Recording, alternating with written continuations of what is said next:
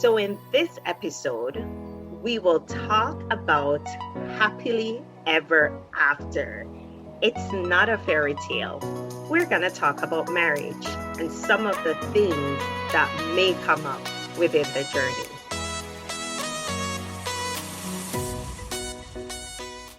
Hi everyone, I am Shan. And I am Tam. This is the Real Talk Podcast. On this podcast, we have some candid conversations between us about love, family, faith, relationships, parenting, work-life balance, and everything in between. We hope that as you listen to these conversations where we share our stories, or thoughts, or fears, or hopes, or trials, and where we celebrate our successes, even the small ones, you will recognize that we are pretty much all the same. We want to inspire you to overcome your own trials and recognize that we are never really alone, even when we think we are. We will tackle these topics from the perspective of how they impact our daily lives. We invite you to not only listen, but interact with us and our guests as we have some real talk.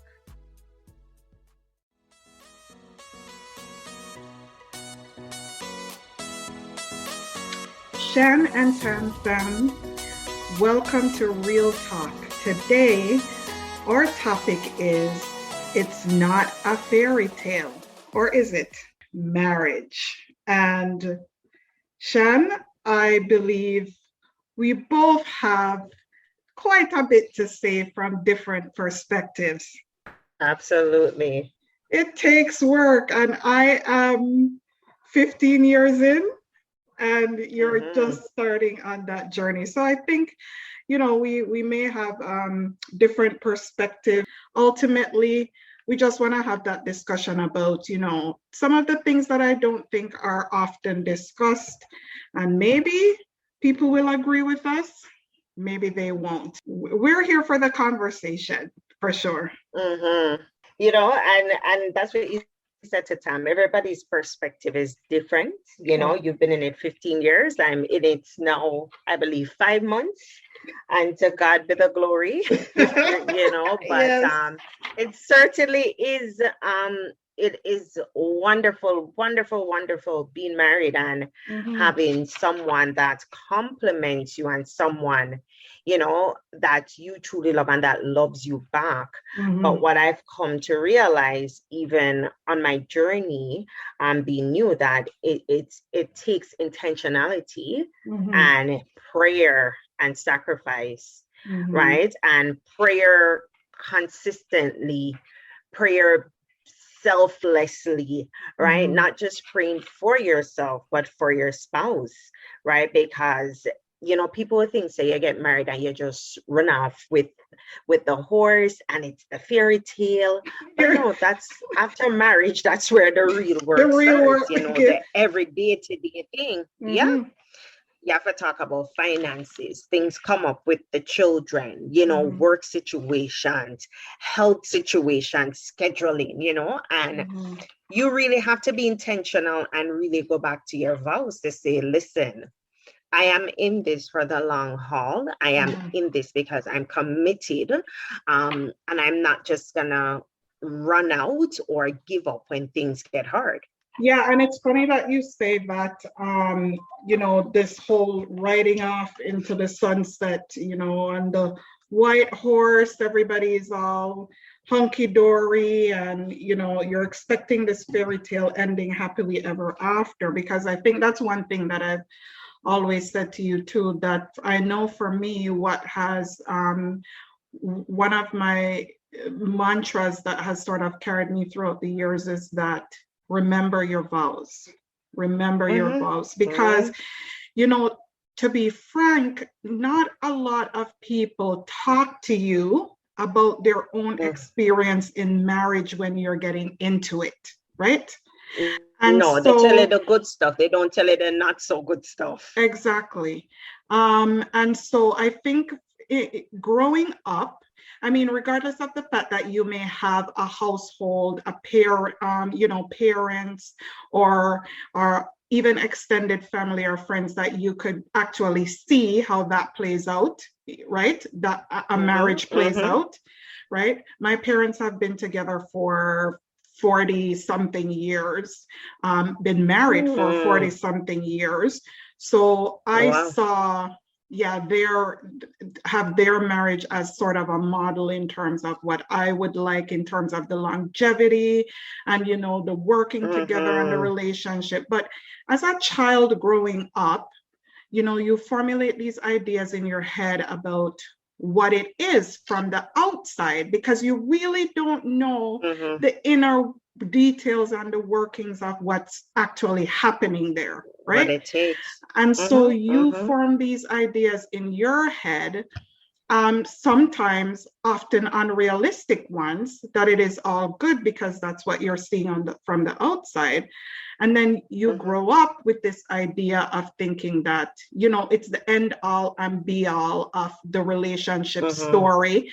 And once you get married, that's where the story really ends. But you're right, it's where it actually begins. And I feel like it doesn't matter. I mean, the counseling and stuff helps, premarital counseling. And even the other day, we talked to some couples and one of them mentioned pre-engagement counseling, which I'd never heard about, but it helps because it does put some of those real tough topics out there in the open, right? So it does help to prepare you, but my point is that you can't process it all even at that beginning stage, right? No, you have to go as you go through the process, because different things are gonna come up, right? Because you talk about the various things in counseling, but until you're walking through it, and what you said, Tam, people don't really talk. And I think it's probably a matter of shame or people, you know, this taboo, you don't want people into your relationship. But I always say you need trusted people. You don't have to tell everybody your business, but you need trusted people, counsel that if situation comes up, I mean, you're not going to share everything, but you can bounce things off someone to also get their perspective, because sometimes when you think you're the only one going through something, somebody else is going through it or has gone through it and can give you their perspective and guide you through that situation. Right. And it's not necessarily that, like you said, it's not you telling people your business, because I'm also one for the fact that you really shouldn't get everybody involved in terms of the inner workings or happenings of your marriage. Because one of the things that we often find, especially when family or friends are involved, is that when you, being the one in the situation, you're able to forgive, maybe not forget, but forgive and move on. Other people don't. Real talk.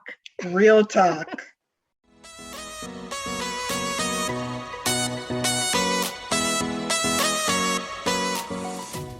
One of the things that I'm curious about in terms of getting your thoughts is there's the perfect spouse, right? Like you're married your perfect person. Tell me what you think about that.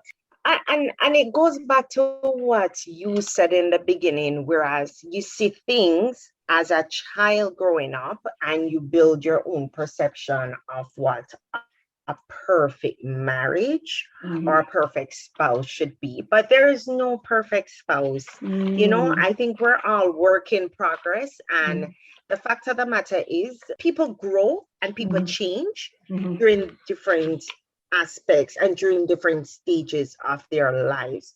And you can love the person, but there's still things about the person that you dislike or you're not happy with. And I think it's just meeting each other halfway and working through these things. But I that idea of the perfect man or the perfect woman, I think that's false, because we're all a work in progress, right? Yes. And we all have our flaws.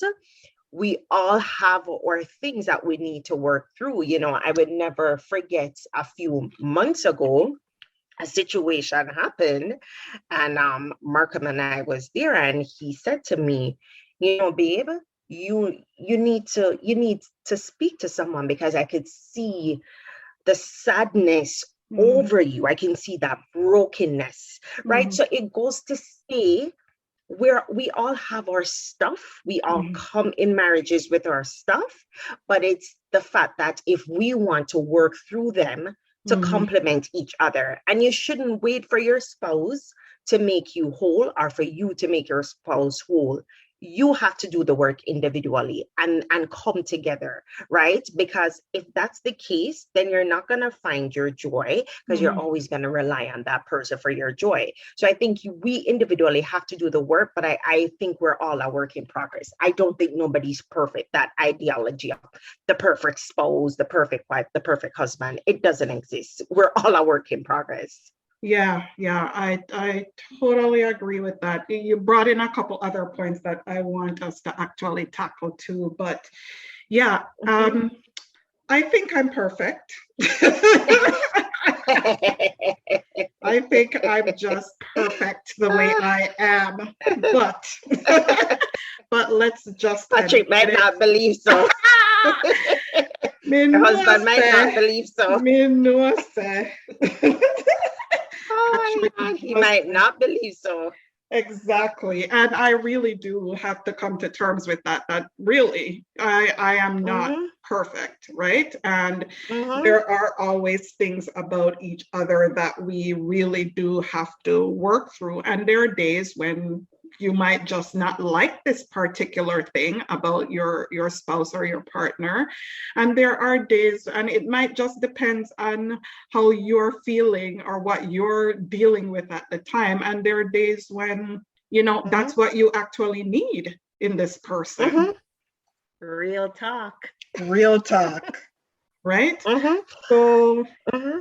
yeah, I really agree with you. The fact that we all need to look at ourselves as work in progress and, not hold to this idea of perfection, because we are indeed not. And we believe, Yeah, as Christians, we know that the only perfect person there is our God, right? is our God. And you're Yeah. going to set yourself for unrealistic expectations. Hmm. And you're going to set yourself to be disappointed, because if you feel like your spouse is perfect and shouldn't do this and shouldn't do that, then you're going to set yourself up to a point where you're going to always be disappointed, because you have this unrealistic expectation. You have Hmm. to meet people where they're at, and people complement each other. Right.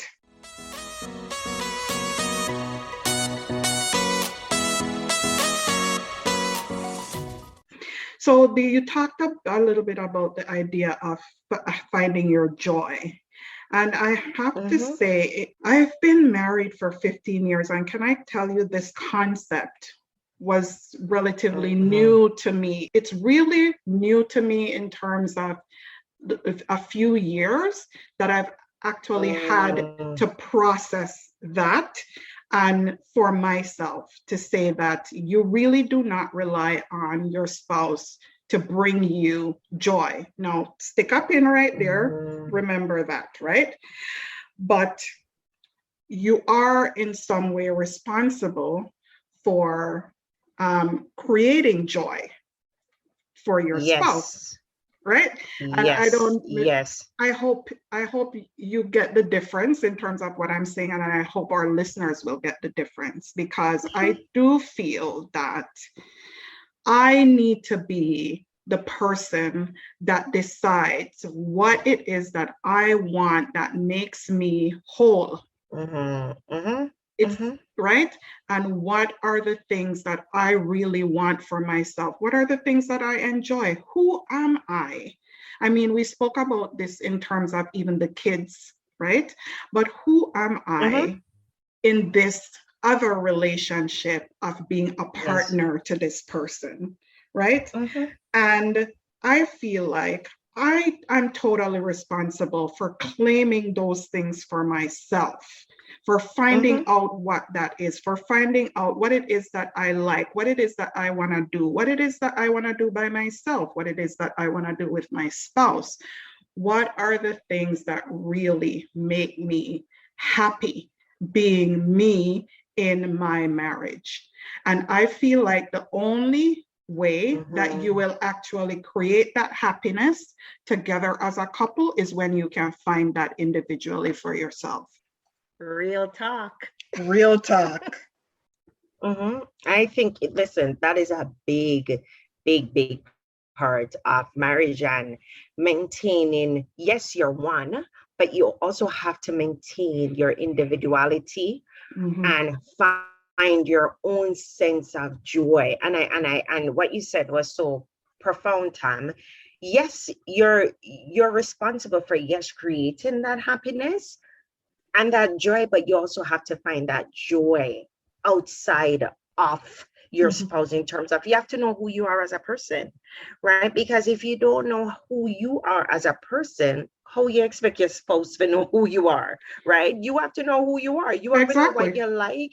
You know, you have to be comfortable with you, right? And, you know, we've been doing this as well, where we've been doing our girls' night and doing our things. And it's such a refreshing balance where, yes, you spend time with your spouse and you love upon each other and you spend time, but it's also nice when you can go with your girlfriends and have time and relax and you come back, right? And it's just a balance. And I think it's important for women and men, because sometimes you find when you get married, the woman them get so jealous, they don't want the man to chat to certain people. Likewise, the same, the men are jealous, they don't want their wives to be in conversation with people. And that's where trust comes in as well. Like, if there's a level of trust and respect, I think couples, wives and husbands, should be okay for you still, with balance. Of course, you're not going to out a road every day or every weekend to have that social life. No, that's not going to happen. But to have some level of like social life as well with your friends. You shouldn't have to feel like you have to end one part of yourself, right, because you're becoming married. So I shouldn't have to feel like I have to end my relationship with Tam or end my relationship with my other girlfriends because I'm not married. No, I think you need to find what you love, what you like to do, what your joy, what makes you happy, right? And I think it creates a better balance and a healthier relationship. It does. Style for each other. Yeah, exactly. I feel like, you need the space to maintain your own interests, your own hobbies, have your own friends, right? Individually. And you can bring those people too, when it's appropriate, into the space collectively with you and your spouse. But one of the things that I think is important, which you touched on, is even the jealousy bit, right? In that I feel like you have to have the space to express to your partner, like tell them what you want, to say, listen, I can't say to Patrick, I'm going out with Shan this weekend and we're going X place. I'll see you. I'll be back, right? And he's taking care of the kids and stuff. So it should be okay for you to be able to express what you want. And then your partner should be in a space where they're able to receive that for what it is, right? And I think that strikes the really good balance to make things work, because what happens when you can't have your space, it breeds resentment. It causes a lot of weight to be on the relationship. And like you said, it's almost like, okay, now you're stifling each other and you feel more like you're trapped than anything else, right? And I'm telling you, Tam, that in itself, it's such a refreshing thing. And for myself, I've been married before. And my first marriage, like, when you talk about being stifled and, you going out and feeling free, right? That was not the case. And I can see that even now, it's so refreshing, such a healthier relationship and refreshing. And I can say to Markham, babe, me and Tam and Dee or whomever going out. And I don't feel like, you feel guilty, right? Because you're going out and he might call on your phone 50 million times. Sometimes I say to Markham, you know, miss me. He's like, babe, what are you doing?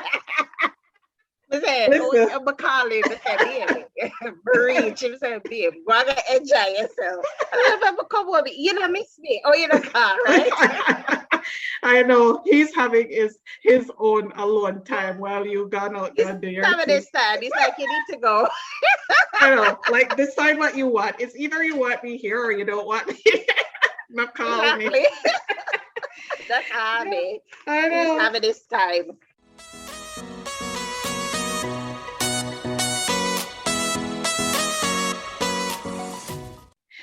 I found this thing that said, in terms of the whole happiness piece, the fact is, and I thought it spoke so clearly, so brilliantly to the situation, it's that happiness has to do with your emotions, right? And think about it this way, you can't control someone else's thoughts or emotions. You can only control your reactions and thoughts, right? And when you think about it, it's really true. So how can you really totally be responsible for somebody else's happiness when you have no control over their emotions? So you could do and do and do and do, and it could still not be enough, right? To make that person happy. Real talk. Real talk. There was another interesting thing that I found when I was just looking at the ideas around marriage and stuff. And it was that, listen to this, odd number years in marriages are often the most problematic ones. So year one, No, sir. year So three, year one, year 5, year 7, year year 7. 11. The Oh, 7-year wow. itch, right? So you always hear about the 7-year Yes. itch. All right. 7 year. Year 7, year 11, and year 13. Oh right? my gosh. So when I That's saw this, quite I'm like, interesting. I'm in year 15. Like, what's about to blow up right now? No, Wait but for it. but what it was talking about was that it's usually seen where those years are significant years in terms of marriages and are usually periods where people tend to make transitions. So it usually, depending on what the transition is, they're usually pressure points. So think about it though. It kind of makes sense, right? It makes sense. It makes sense. Think about year one. Think about year one. You're really just like coming together. Like all of a sudden now you're both in the same space and you're like, oh. Right? Oh my gosh. Yeah. Right? Year one is quite an interesting year because so much is happening, right? Because look at us, Tam. Yeah, we were planning the wedding, right? In a pandemic. COVID. Right? COVID, wedding, blending with the children, right, like trying to get a bigger home. There was so much stressors, right? And even now, like some people sometimes say, oh, you guys and stuff, we still unpack, we still do things. Because life happens, work happens, parenting happens, and things are not just, you know what I mean? So life happens. So it's a lot, and it's already 5 months, right? So it's a lot that happens within the first year. And when you look at it, probably the third year, then what's going to happen then? Probably exactly. Now you're settled you know down. what I mean? Yeah. Like you've settled into a groove. Like, okay, so now you're looking at what's next. And, it might mean kids. You're 5, you're okay. So maybe are we looking at a different home or, you know what I mean? Yes. Yeah. So that was interesting. Sense. Yeah. That was very interesting when I found that.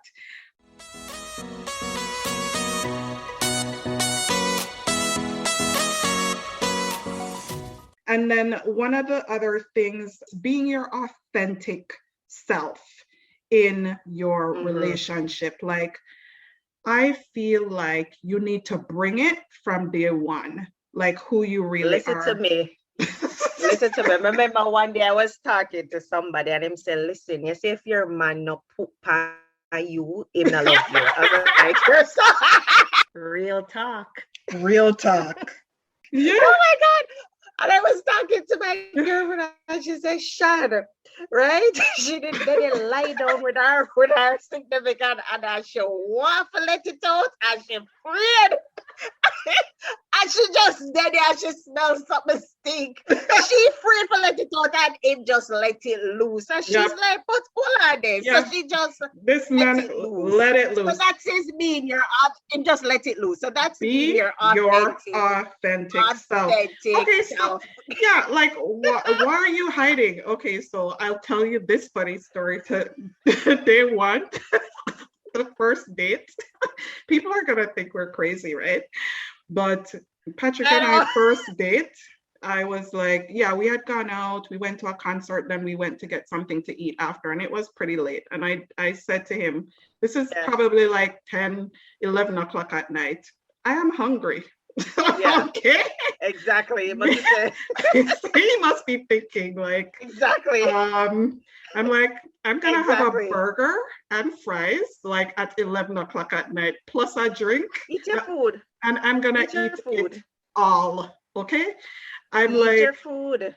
I'm not gonna be one of those girls that's like afraid to eat my food. So I'm just telling you that, I'm like, telling you. when I walks off Eat that your burger, food. It must have said that girl I mega married. here we were. Oh It's my like god. she's a keeper. Yes. Should Yeah, I no, go waste but my money? no, but I'm like, I'm just like, I'm not into, I'm not in the games. This is me, and you gotta just decide whether you're gonna take it or leave it, right?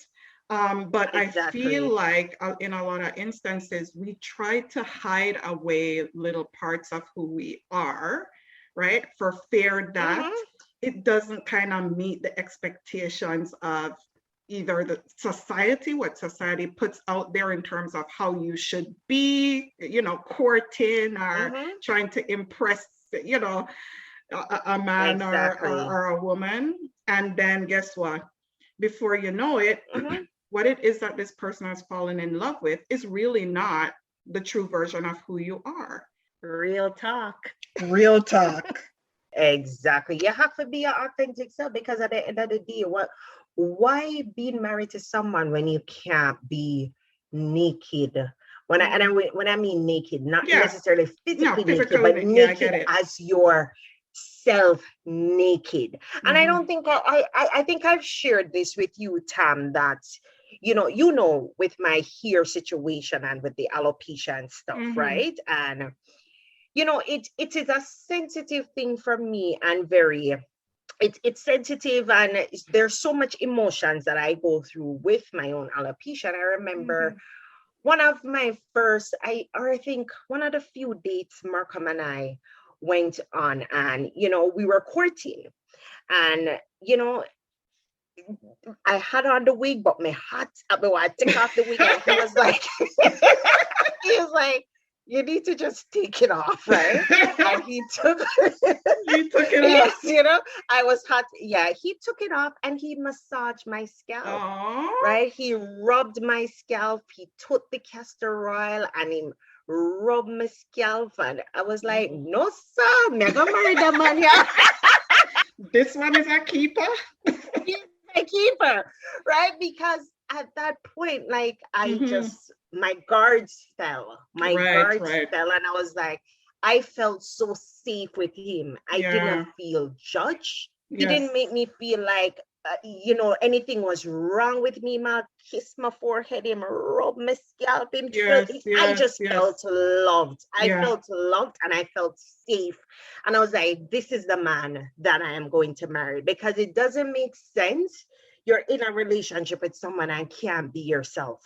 Yeah. Right? It doesn't make sense. So that's what you said, Tam. If you have to eat your burger, you eat the burger. If you have to let it loose, you let it loose. Yeah. Right? You just have to do what you have to do.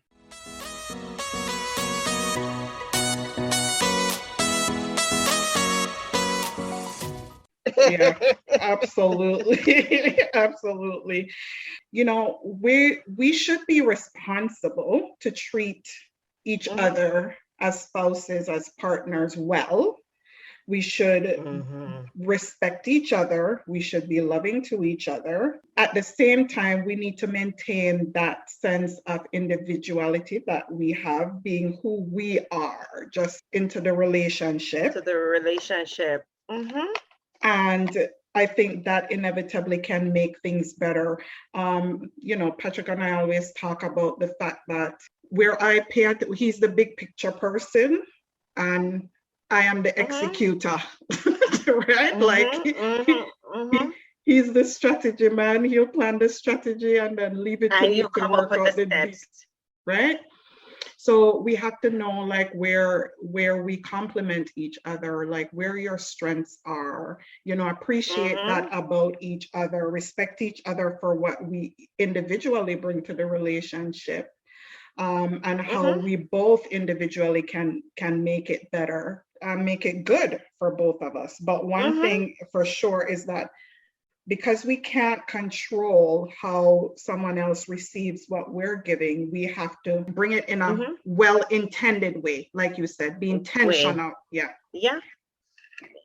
Bring it in and well. And the fact of the matter is, with seeing that as well, Tam, hard times will come, right? And it's what we do in the hard times that define our marriage, right? And as something that you always say, just remember your vows, right? Remember your vows, and to know who you're talking to, right? Because not everybody should have that privilege of speaking into your life or into your relationship, right?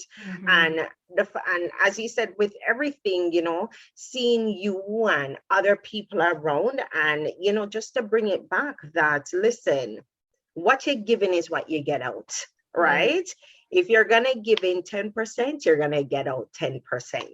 If you're going to give in your 100%, you're going to get that out. So you just have to give in what you want to get out. And in the midst of all of that, don't forget you have to pray.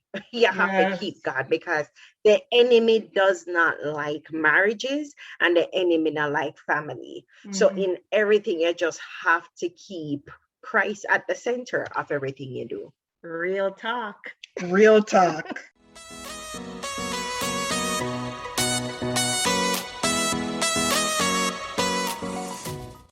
Absolutely.